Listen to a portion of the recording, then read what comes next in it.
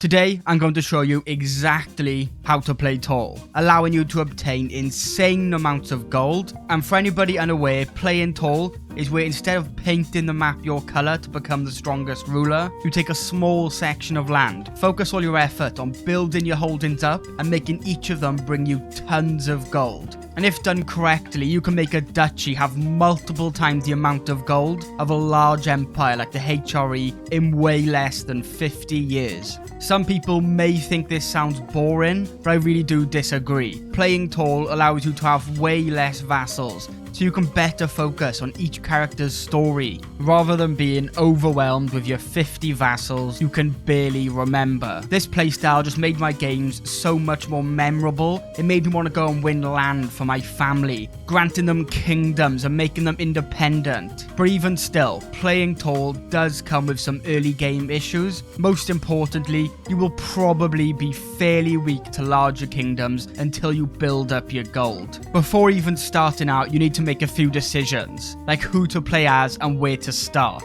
And if you make a custom character, I recommend being Catholic, so you can seek indulgences from the Pope, which can give you a few hundred gold every few years, and also giving yourself Midas Touched, Temperate for the +2 Stewardship, and a small health boost. And also, if you're Catholic, it's a virtue, so extra piety to turn straight back into gold. As well as that, diligent. This allows you to develop your capital, giving you some extra development growth. Lastly, stubborn, giving you a +3 stewardship and again another small health boost. And for congenital traits, I recommend quick, just so you have a nice start with getting traits to be inherited by your children, which is obviously going to be extremely important for this playstyle. And there is actually one more that is pretty optional, and that is lunatic. Yes, lunatic is so helpful for building, as you can build a glass monument, which adds a new building slot and gives you an extra 1 gold per month and a nice 25% boost to your development.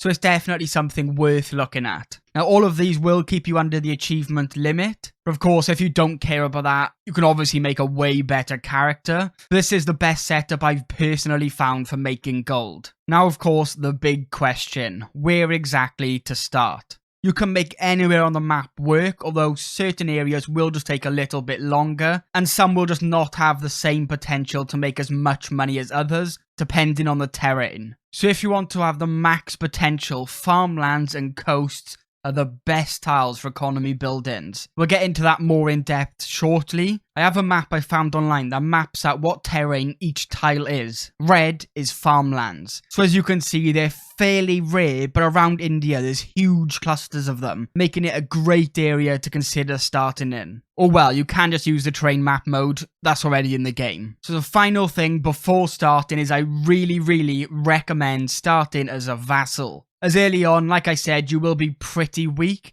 and not have the best chances of defending yourself. So the extra layer of protection is really nice to have, and it does also have some other benefits within your contract, which again I'll get into in a second. And for playing tall, you should either start as a duchy or a pretty small kingdom to just keep your land compact, allowing you to better increase the development and gold income of each county. So these are just some great locations for playing tall. You have Holland, which has loads of great coastal tiles. Bohemia, as 2 of the counties have 6 holdings, and there's a few farmland tiles. The Panjaraj for farmlands and starting development. There really is just so much choice. I don't want to bore you with a never-ending list, so let's just move on to the next part. So hopefully now you have picked your character and starting location, and it's finally time to roleplay as Jeff Bezos. But of course, there's still a few things you want to prepare. Firstly, your lifestyle focus. The best by far is the wealth focus. This gives you a straight 10% bonus to your income. So for every 100 gold you make, you get an extra 10 for free, which really does just add up. And for the first unlocks, I recommend cutting cornerstones, professional workforce, and then centralization. Making your buildings cheaper and quicker to build, while also getting you a nice boost to development in your realm capital. And lastly, I'd get golden obligations and set my spy master to find secrets and just blackmail every person I possibly can. As early on, gold will be pretty slow to gain, and I found this the best way to get a lot of money to invest into buildings in the beginning. Now, if you are the head of your own culture, quickly go into the learning lifestyle tree and pick up scientific for the 35% boost to your tech tree unlocks. And plant innovations, which allows your steward to increase development 20% faster before just going back into the stewardship tree. And from there, it's up to you what path you take. Although personally, I go for the architect trait first. Like I said, being a vassal is a lot better than being independent. And the main reason is the ability to change your contract to guarantee council rights for just a slight increase to your levies. It's really worth it. And if your liege has a kingdom title, being their steward will grant you an extra 2 gold a month, 15% more domain taxes, and make it cheaper for you to build buildings.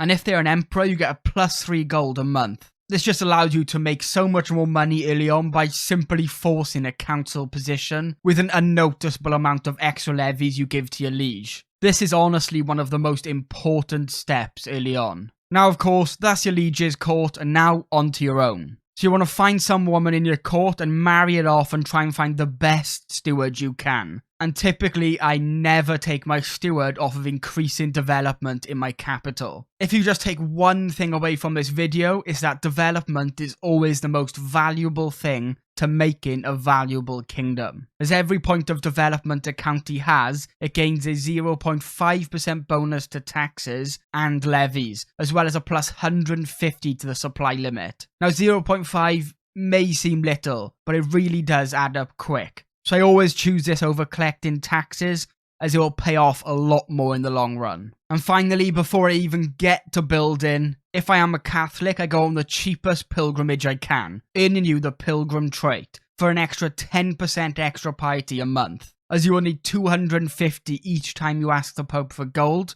which is another amazing way to just get free money to invest back into your land. Okay, so now finally, with all the initial setup out of the way, it's time to build, and yeah, you guessed it, build some more. And this is where a lot of personal preference will probably happen. I recommend just building for gold at first, ignoring levy-only buildings, and not bothering with men-at-arms, especially if you're a vassal to a more powerful ruler. You really shouldn't need these. And by the time you're ready for a war, you can buy insane amounts of mercenaries anyway, although it is really worth investing in a fair amount of just siege men-at-arms, as they are invaluable and will help you end wars so much faster. So first, you want to build things that decrease the time to build buildings. Like forestries, these are available to build in forest, jungle and taiga tiles. And this, at just level 1, gives you a -2% construction time, and a whole -20% at the highest level.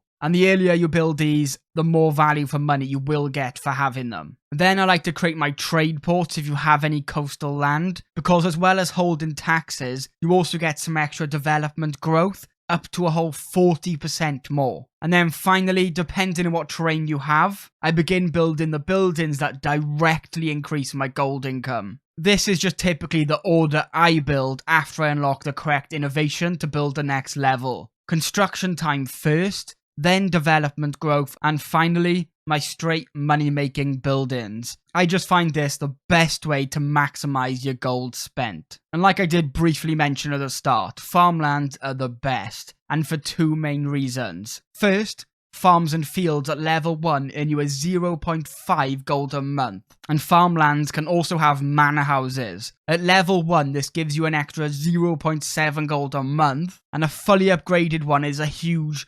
3.8 extra gold a month. And just from one building is seriously a lot, and that's the reason farmlands is the best land for making money. There's also special buildings available, which I really wouldn't bother deciding where you want to start too much just because of these, but the mines can sometimes be incredibly valuable. I also found another map that shows all the special buildings, and the mines are in yellow. These range from +2 to +5 gold a month at the very first level, all the way up to a massive 14 extra gold a month. And finally are the duchy buildings. There's 2 to pick from for this strategy. My favourite is the Royal Reserves, as it gives a small amount of extra gold per month, but it gives you up to a 30% more development growth for the entire duchy. And like I've said, development is king when playing tall. Or you can also go with the tax offices, which will give you between 10 and 20% more holding taxes for the entire duchy. And if you have a well-built duchy, you can just imagine the difference this building will make to your gold income.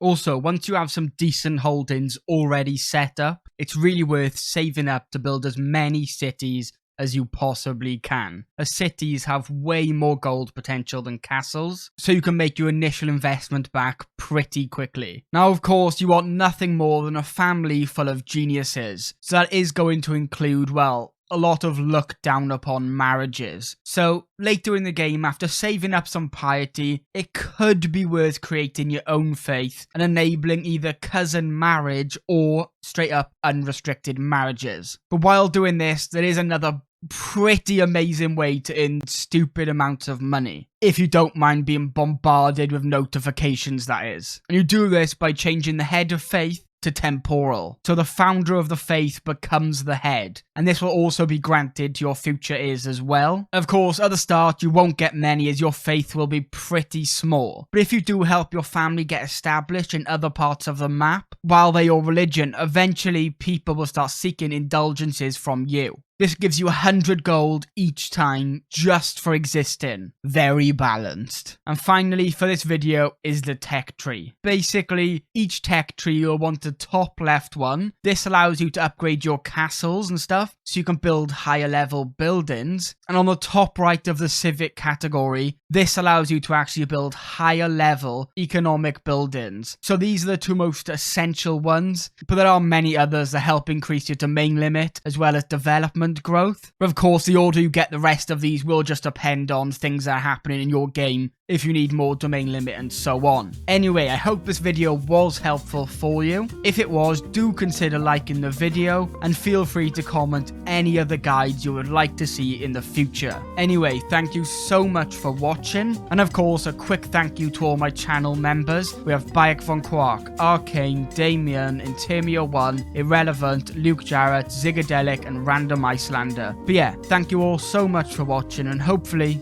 I'll see you in the next one.